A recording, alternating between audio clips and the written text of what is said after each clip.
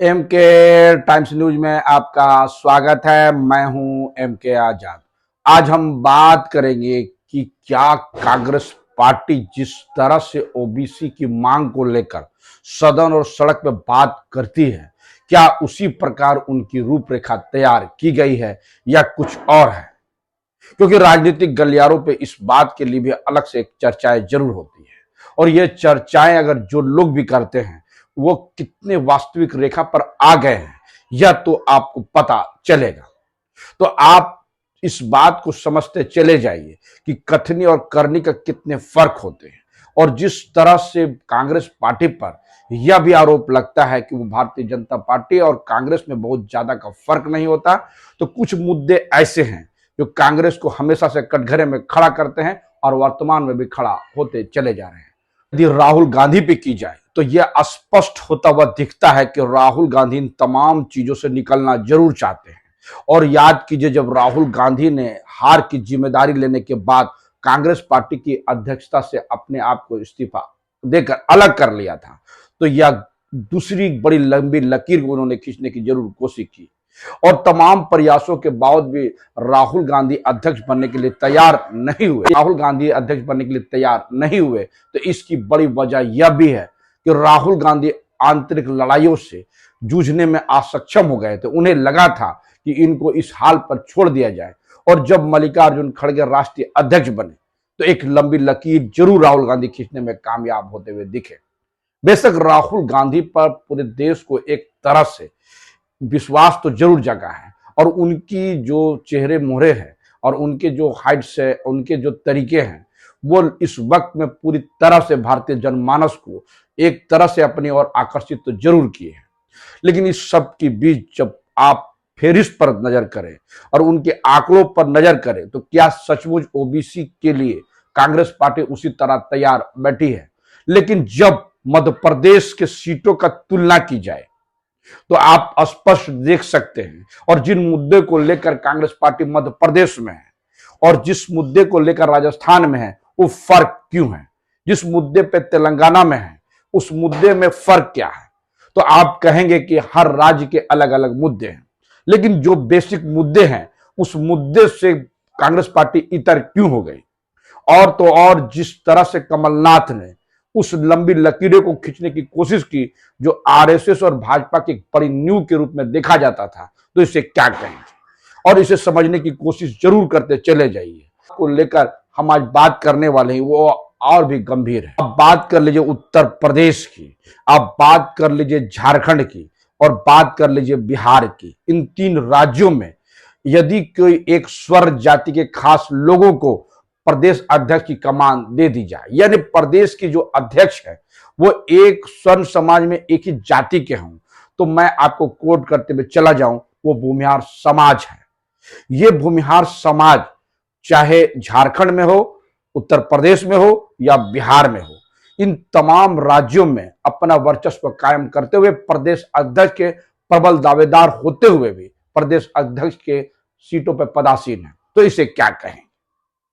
और तो और झारखंड की बात ही कुछ निराली है। यहां तो प्रदेश अध्यक्ष कांग्रेस के राजेश ठाकुर जी हैं जो भूमिहार समाज से आते हैं, तो महिला कांग्रेस की प्रदेश अध्यक्ष भी भूमिहार समाज की है। और आपको यह भी बता दें कि जो यूथ कांग्रेस होती है उसके भी अध्यक्ष भूमिहार समाज से ही है।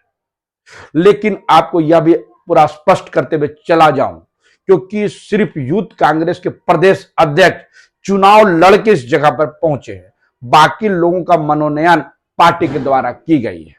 तो इसे क्या कहेंगे। यानी तीनों बड़े विंग्स के प्रदेश अध्यक्ष भूमिहार हों, और वो भी झारखंड के उस जगह पे जहां आदिवासी बहुल क्षेत्र माने जाते हैं और जिसमें एक बड़ा वर्ग आदिवासी समाज से होता है। लेकिन इसके इतर कोई भी आदिवासी प्रदेश अध्यक्ष तो इस विंग में है ही नहीं। तो इसे क्या कहेंगे। आप बात कर लीजिए प्रदेश अध्यक्ष यूपी का। अभी इससे पहले बृजलाल खाबरी प्रदेश अध्यक्ष थे जो दलित समाज से आते हैं, लेकिन उन्हें भी हटाया गया और लाया गया अजय राय को। याद कीजिए, अजय राय वही शख्सियत है जो प्रधानमंत्री नरेंद्र मोदी के खिलाफ में कांग्रेस पार्टी के उम्मीदवार हुए और पूरी तरह से मुस्तैदी से चुनाव लड़े थे। लेकिन ऐसी कौन सी परिस्थिति अचानक खड़ी हो गई कि प्रियंका गांधी को लगने लगा कि अजय राय ही वो शख्सियत है जो प्रदेश अध्यक्ष बनने के लायक है। ये तो कांग्रेस की अपनी नीति हो सकती है, लेकिन राजनीतिक गलियारों पे इसके अलग मायने निकाले गए, क्योंकि यूपी भारतीय जनता पार्टी की सबसे उर्वरक भूमि मानी जाती है और भारतीय जनता पार्टी की सबसे बड़ी लोकसभा की सीटें वहीं से आती है। वो अलबत्ता अलग सी बात है कि 2014 और 19 के बीच में जिस तरह से भारतीय जनता पार्टी के सीटों में कमी आई, तो इसकी वजह कुछ और हो सकती है। लेकिन प्रदेश अध्यक्ष भूमिहार समाज से लाने के जो मायने हैं वो क्या संकेत दे रहे हैं, ये कहना बड़ा मुश्किल है।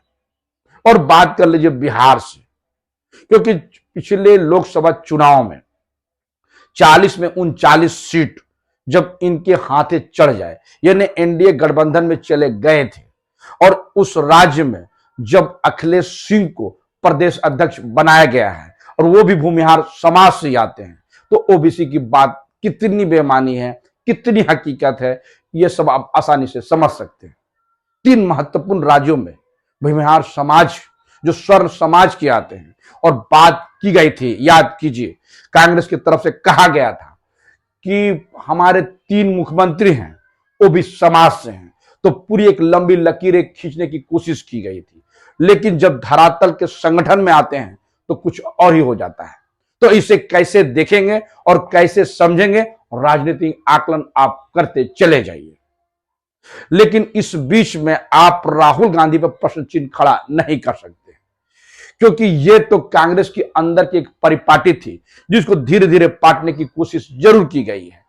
क्योंकि यह इसलिए भी महत्वपूर्ण है, ओबीसी समाज की मांग, क्योंकि जिस तरह से भारतीय जनता पार्टी ने महिलाओं को आरक्षण लाके एक लंबी लकीरें खींचने की कोशिश की, और जब राहुल गांधी सामने आए तो उन्होंने कहा कि महिलाओं का आरक्षण में ओबीसी का आरक्षण कहां है।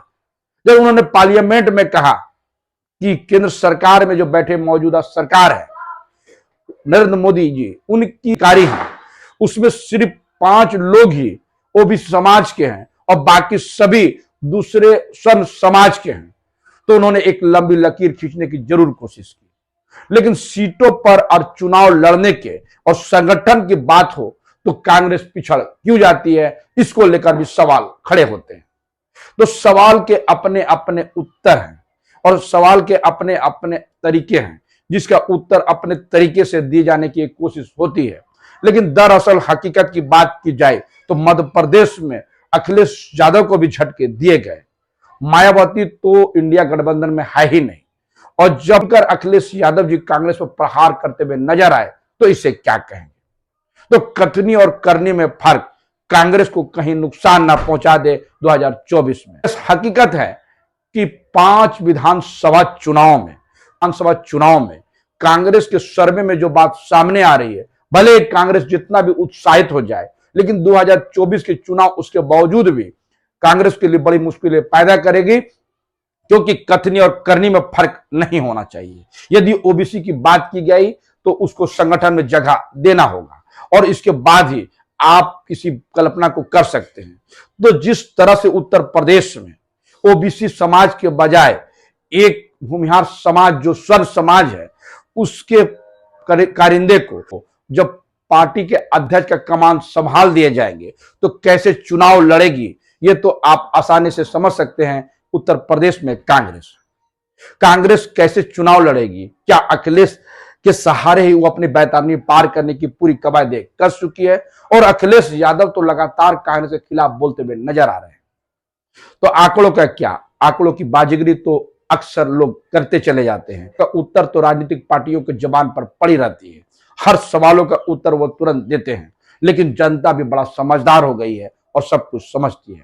तो आकलन करते चले जाएगी कि कांग्रेस के कथनी और करनी में क्या फर्क होता हुआ दिखता है। 2024 के लिए यह सही नहीं है, कांग्रेस को इसमें आकलन करने की जरूरत है।